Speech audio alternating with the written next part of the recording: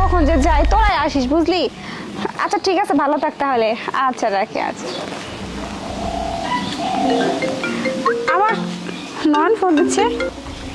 Hello নয়ন। হ্যাঁ প্রিয়া, কোথায় আছো? আমি তো এই যে একটু বাইরে আসছি মার্কেট করার জন্য। হয়েছে মার্কেট করা?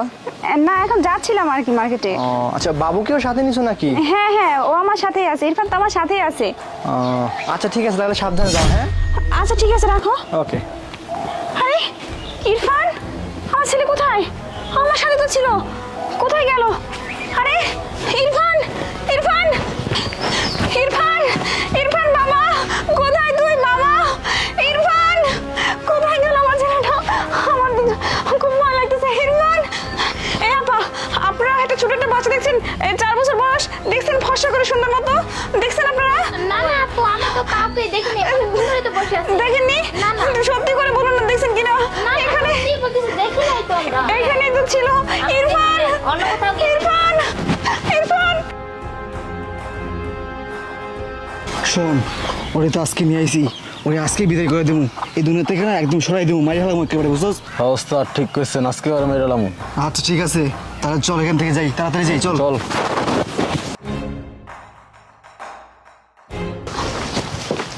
কি হয়েছে? নয়ন, আমার ছেলেটাকে আমি হারিয়ে ফেলছি। ইরফানকে আমি কোথাও খুঁজে পাচ্ছি না। খুঁজে পাচ্ছ না মানে? তুমি কি বলতেছো তুমি? ও আমার সাথে ছিল, কোথায় যে হারিয়ে গেল আমি অনেক কেঁদে কুঁদে খুঁজে গেলাম, তারপর তোমাকে ফোন দিলাম, আমি ওকে কিছুতেই খুঁজে পাচ্ছি না। আমার ছেলেকে কোথায় বিক্রি করে দিছিস টাকার জন্য? বিশ্বাস করো, আমি ওকে কোথাও বিক্রি করে, আমার ছেলেকে কেন আমি বিক্রি করে দেবো? ও আমার কাছ থেকে হারিয়ে গেছে।